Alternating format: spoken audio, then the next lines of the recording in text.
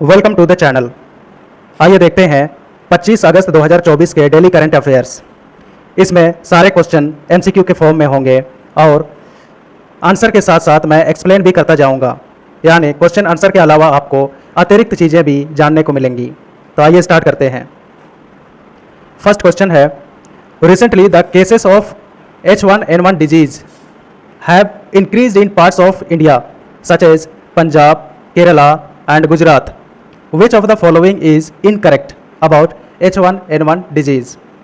Question समझ गए? हाल ही में H1N1 डिजीज के केसेस बढ़ते जा रहे हैं इंडिया के कुछ पार्ट्स में, जैसे पंजाब, केरला, गुजरात। इन राज्यों में H1N1 डिजीज के केसेस बढ़ते जा रहे हैं। तो आपको बताना है कि H1N1 डिजीज के संबंध में कौन सा कथन इनकरेक्ट दिया हुआ है, गलत दिया हुआ है। गलत कथन की पहचान करनी है।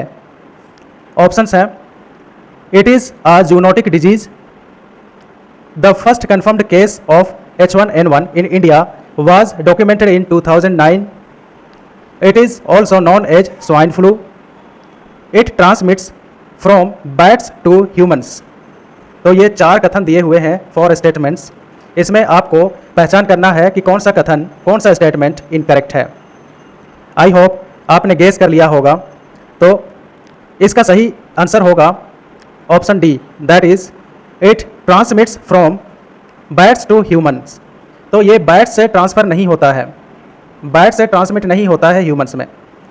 H1N1 डिजीज़ ये स्वाइन से फैल सकता है, यानी पिग से फैल सकता है ह्यूमन में। और बाकी स्टेटमेंट्स भी हम देख लेते हैं। It is a zoonotic disease, ये एक जूनोटिक डिजीज़ है। जूनोटिक डिजीज़ क्या होता है? विच ट्रांसमिट्स फ्रॉम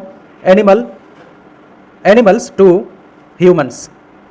ऐसा डिजीज़ जो एनिमल से ह्यूमंस में ट्रांसमिट होता है उसको कहते हैं जूनोटिक डिजीज़।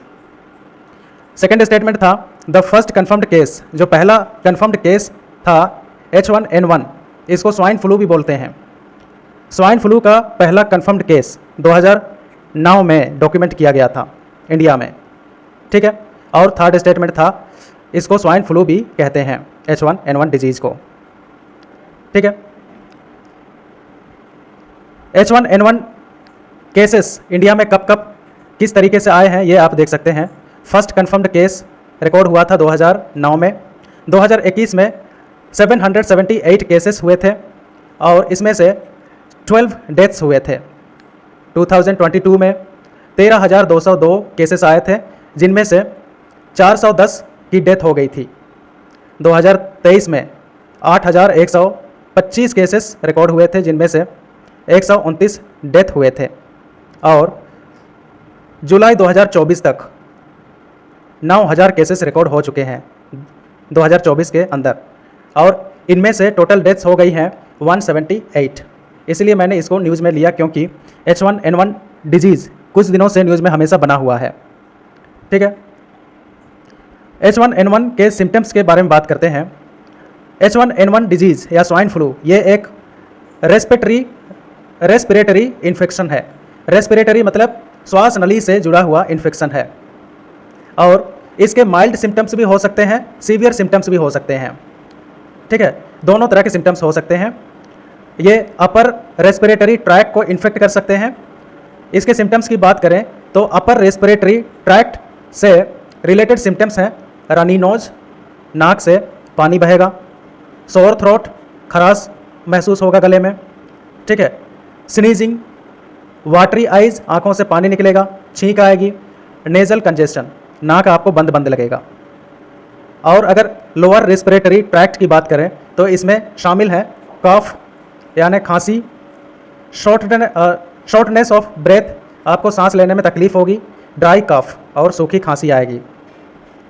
अदर सिम्टम्स की बात करें तो इसमें fever, chills, headache, muscle aches, fatigue, malaise, vomiting, diarrhoea, sensitivity to light और इंसोम्निया, आपकी नींद गायब हो सकती है।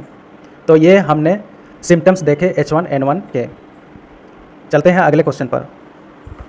नेक्स्ट क्वेश्चन है, which of the following is an incorrect statement about SOSA agreement recently seen in news. अभी सोसा एग्रीमेंट खूब न्यूज़ में देखा गया है। इसके संबंध में आपको बताना है कि कौन सा कथन इनकरेक्ट है, गलत है। ठीक है, ऑप्शंस हैं, it has been signed between India and the USA, India और यूएसए के बीच ये साइन किया गया है। दूसरा स्टेटमेंट है, it is a legally binding agreement, ये लीगली बाइंडिंग एग्रीमेंट है। तीसरा स्टेटमेंट है, under SOSA countries agree to supply defence goods and services to each other in times of urgency, urgency के समय जो भी सोसा के साथ एग्रीमेंट साइन करेंगे, यानी सोसा एग्रीमेंट जो भी कंट्री साइन करेंगे वो एक दूसरे को अर्जेंसी के समय डिफेंस गुड्स और सर्विसेज ये सप्लाई करेंगे। और चौथा स्टेटमेंट था, SOSA operates on a principle of goodwill, SOSA goodwill principle पे ऑपरेट करता है। तो आई होप आपने आंसर लगा लिया होगा यदि स्टेटमेंट को अच्छे से देखा हो तो आइए देखते हैं इसका आंसर क्या है। इसका आंसर है option B, that is it is a legally binding agreement. तो ये इनकरेक्ट ऑप्शन है। लीगली बाइंडिंग एग्रीमेंट मतलब ये बाध्यकारी एग्रीमेंट नहीं है। ठीक है, it is not a legally binding agreement, यानी अगर कोई कंट्री इस एग्रीमेंट को साइन करता है तो उसके लिए ये मैंडेटरी नहीं होगा कि इसके नियमों को फॉलो करे, ये मतलब अनिवार्य नहीं होगा उसको इम्प्लीमेंट करना, ये वॉलंटरी है। ठीक है, ये प्रिंसिपल ऑफ गुडविल पे काम करता है। और इंडिया ने सोसा एग्रीमेंट किसके साथ साइन किया है? यूएसए के साथ साइन किया है। सोसा का फुल फॉर्म क्या होता है? सोसा, SOSA, S for securities of supplies और ए से होगा अरेंजमेंट, यानी securities of supplies arrangement, security of supplies arrangement, ये इसका फुल फॉर्म होता है। ठीक है, अब इसको मैं थोड़ा सा सरल शब्दों में बताता हूँ। मान लीजिए ये है अमेरिका और ये है इंडिया। इंडिया और अमेरिका ने सोसा एग्रीमेंट साइन कर लिया। ठीक है, मान लिया क्या है, ये साइन कर ही लिया है। राजनाथ जी जो डिफेंस मिनिस्टर ऑफ इंडिया हैं, ये इनका यूएस दौरा था, उसके दौरान ये एग्रीमेंट साइन किया गया है। तो अमेरिका और इंडिया ने इस एग्रीमेंट को साइन किया है। अब दोनों के लिए इस एग्रीमेंट के अंतर्गत डिफेंस इक्विपमेंट सप्लाई कर सकते हैं in the times of urgency, जब भी अर्जेंट नीड होगी ये कंट्रीज अमेरिका और इंडिया डिफेंस इक्विपमेंट साझा कर सकते हैं, सप्लाई कर सकते हैं एक दूसरे को on the principal of goodwill. बाध्यकारी नहीं है, लेकिन क्रेडिबिलिटी बनाए रखने के लिए एक दूसरे को defence goods and services supply कर सकते हैं। ठीक है, और सोसा एग्रीमेंट को अमेरिका ने नेटो नॉन नेटो मेंबर्स के अलावा भी अन्य देशों के साथ भी सोसा एग्रीमेंट साइन किया है। शायद 18 कंट्रीज़ के साथ नॉन नेटो मेंबर्स के अलावा 18 कंट्रीज़ के साथ साइन किया है सोसा एग्रीमेंट। तो सोसा एग्रीमेंट बेसिकली यही है कि डिफेंस गुड्स एंड सर्विसेज को सप्लाई किया जा सकता है in the times of urgency. मान लीजिए इंडिया का इंडिया का चाइना के साथ अचानक युद्ध छिड़ गया। ठीक है, वॉर होने की संभावना बन गई, तो इस केस में इंडिया अमेरिका से तुरंत defence goods and services acquire कर सकता है और अमेरिका मना नहीं करेगा, क्योंकि क्रेडिबिलिटी की बात हो जाएगी। हालांकि ये बाइंडिंग नहीं है, लेकिन फिर भी क्रेडिबिलिटी के आधार पर अमेरिका इंडिया को डिफेंस इक्विपमेंट सप्लाई करेगा। तो सोसा एग्रीमेंट यही है। इसके बाद सोसा एग्रीमेंट में हस्ताक्षर करने के बाद धीरे धीरे डिफेंस कॉपरेशन को और डीपन किया जाएगा। जब डिफेंस कॉपरेशन बहुत ज़्यादा डीप हो जाएगा तो और एक जो लीगली बाइंडिंग एग्रीमेंट होगा उसका रास्ता साफ हो जाएगा। Legally binding agreement RDP। ठीक है, तो इस पर हस्ताक्षर होगा और RDP एग्रीमेंट जो है ये लीगली बाइंडिंग होगा। कोई भी कंट्री RDP साइन करने के बाद भाग नहीं सकता है, मतलब RDP के नियमों का पालन करना ही पड़ेगा, क्योंकि ये लीगली बाइंडिंग है। RDP का फुल फॉर्म होता है रेसिप्रोकल डिफेंस प्रोक्योरमेंट। तो रेसिप्रोकल डिफेंस प्रोक्योरमेंट ये काफ़ी इम्पोर्टेंट इनिशिएटिव है। इसका रास्ता साफ हो जाएगा सोसा अग्रीमेंट साइन करने के बाद, क्योंकि डिफेंस रेसिप्रोकल डिफेंस प्रोक्योरमेंट यानी आरडीपी पर साइन तब तक नहीं किया जा सकता है जब तक कोई कंट्री सोसा साइन नहीं करता है। तो ये काफ़ी इम्पोर्टेंट एग्रीमेंट है। ये डिफेंस कोऑपरेशन को स्ट्रेंथन करेगा, डीपन करेगा। ठीक है, चलते हैं अगले क्वेश्चन पर। नेक्स्ट क्वेश्चन है, which of the following is और are the features of unified pension scheme UPS which has recently been approved by the government of India. तो यूनिफाइड पेंशन स्कीम कैबिनेट की बैठक में अप्रूव कर लिया गया है। इसके बारे में फीचर के बारे में आपको बताना है कि ये जो स्टेटमेंट दिए गए हैं नीचे, इनमें कौन सा स्टेटमेंट इसके फीचर को शो करता है, ये आपको बताना है। स्टेटमेंट्स पढ़ते हैं। It guarantees the pension of 50% of last drawn salary on superannuation. दूसरा स्टेटमेंट है, the UPS provides a family pension equal to 60% of the employees pension at the time of his death. Third statement है, the scheme will start on April 1, 2025। और option D है all of the above. तो इसका correct answer होगा all of the above. ठीक है, अब इसको समझते हैं, स्टेटमेंट एक एक करके हम समझते हैं। पहला स्टेटमेंट है, it guarantees the pension of 50% of last drawn salary on superannuation. ठीक है, अब लास्ट ड्रॉन सैलरी का 50% मिलेगा रिटायरमेंट के बाद एम्प्लॉय को। अब इसको समझते हैं, उदाहरण से एग्जांपल लेते हैं। मान लीजिए एक एम्प्लॉय है ए, ठीक है, इसका रिटायरमेंट है दिसंबर 2025 में। ठीक है, तो दिसंबर 2025 में यानी 31 दिसंबर 2025 को रिटायर होता है ये।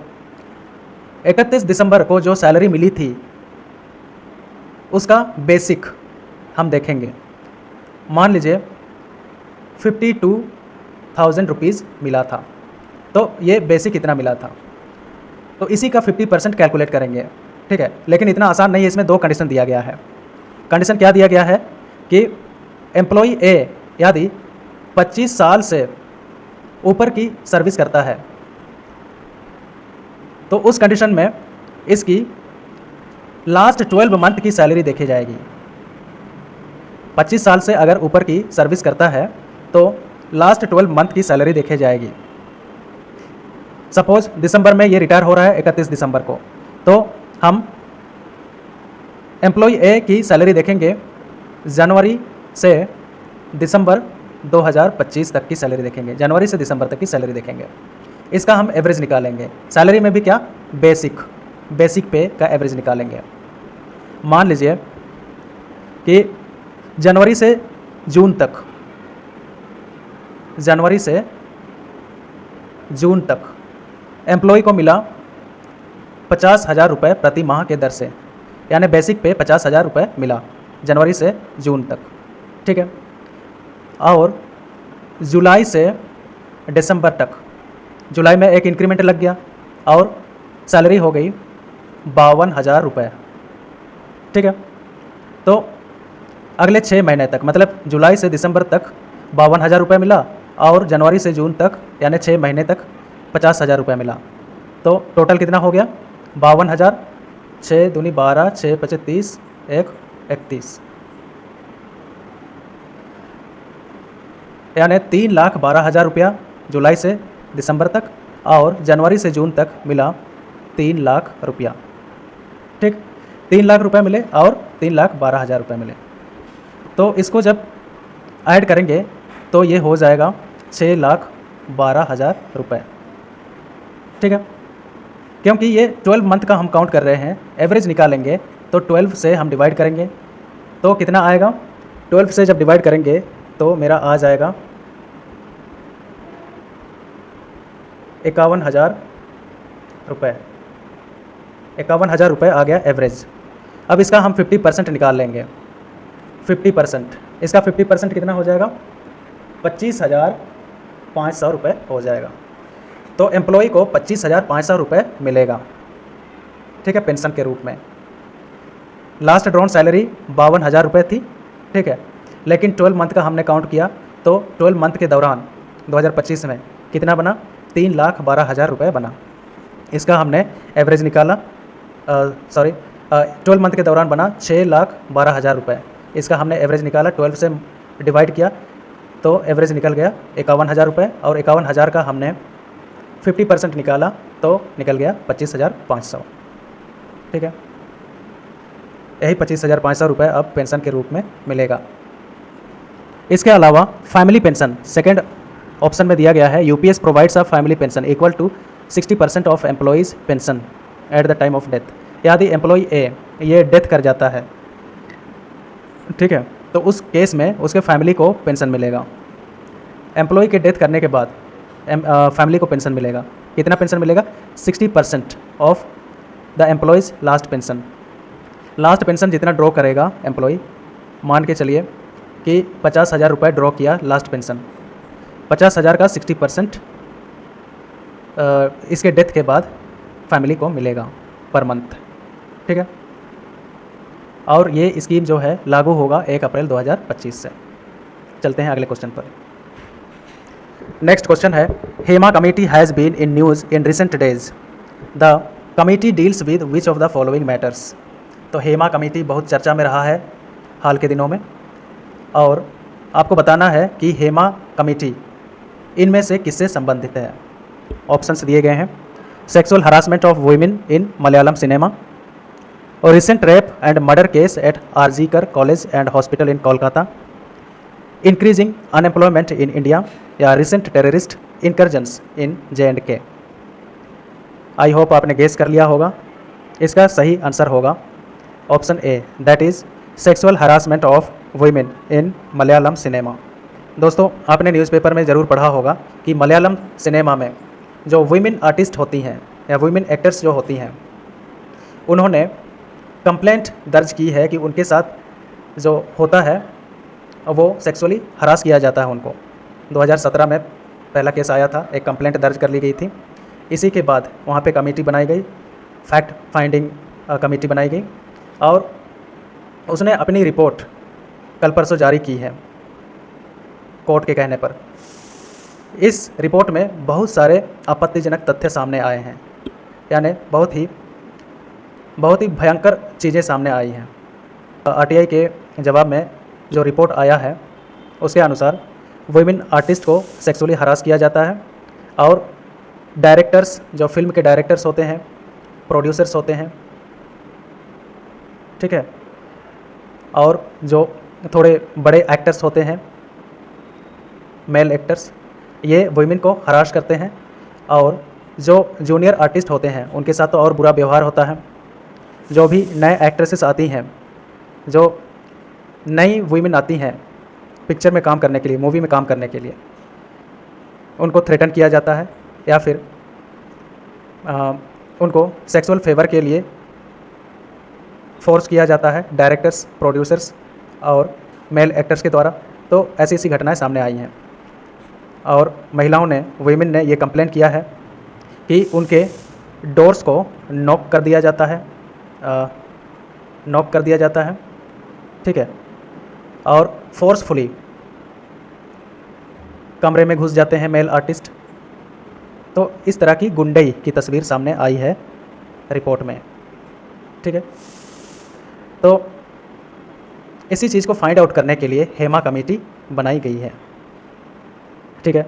आई होप आप समझ गए होंगे। चलते हैं अगले क्वेश्चन पर। अगला क्वेश्चन है, which country has recently agreed to sell anti submarine warfare ASW sonobuoy to India. तो कौन सा कंट्री इंडिया को एंटी सबमरीन वॉरफेयर सोनोबॉय बेचने के लिए अग्री किया है, ठीक है। ऑप्शंस हैं पोलैंड, यूक्रेन, US या जर्मनी।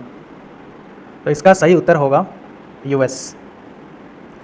आप जानते हैं कि हाल ही में, वेरी रिसेंटली, इंडिया के डिफेंस मिनिस्टर राजनाथ सिंह ये US विजिट पे थे।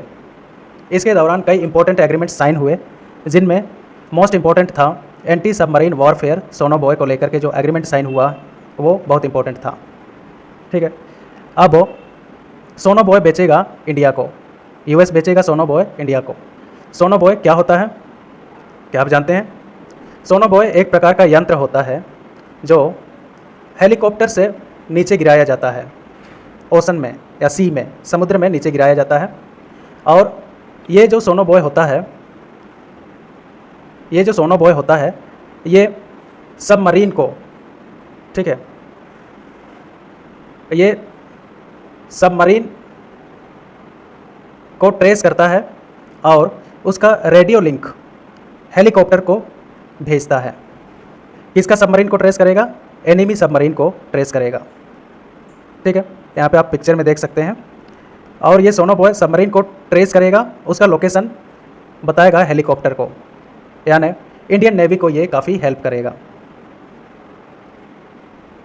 इंडियन नेवी को किसी भी एनिमी सबमरीन को लोकेट करने में हेल्प करेगा एंटी सबमरीन वारफेयर सोनोबॉय।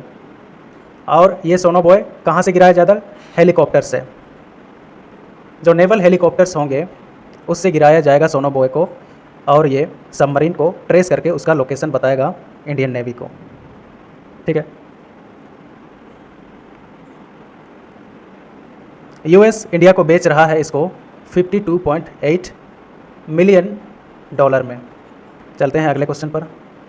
अगला क्वेश्चन है, as per recent study of the National Institute of Health which part of human body has recorded the highest percentage of microplastic. तो अभी national Institute of health ने एक study किया था जिसमें यह पाया गया कि ह्यूमन बॉडी के एक पार्टिकुलर पार्ट में, ऑर्गन में सबसे ज़्यादा प्लास्टिक पाया गया है पूरे बॉडी के कंपैरिजन में। तो आपको बताना है कि किस पार्ट में सबसे ज़्यादा प्लास्टिक पाया गया है। ऑप्शंस हैं लिवर, लंग्स, ब्रेन या फिर बोन मैरो।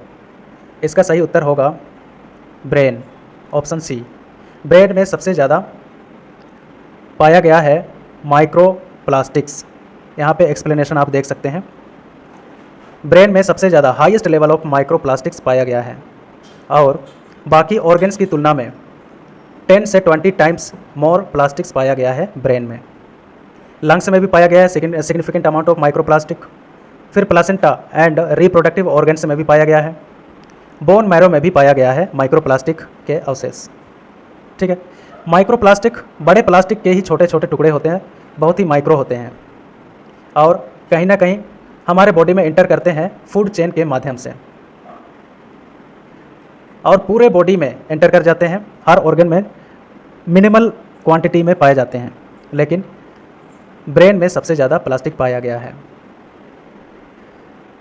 अगर इसके हेल्थ कंसर्न्स की बात करें तो माइक्रो प्लास्टिक्स से डेमेंशिया और अल्जाइमर की बीमारी हो सकती है, क्योंकि स्टडी में पाया गया है जिनको डेमेंशिया है और जिनको अल्जाइमर है, उन मरीजों के मस्तिष्क में, ब्रेन में सबसे ज़्यादा प्लास्टिक पाया गया है, ठीक है। आज के लिए बस इतना ही। यदि आपको वीडियो अच्छा लगा तो वीडियो को सब्सक्राइब करें, लाइक करें और शेयर करें। Thank you so much.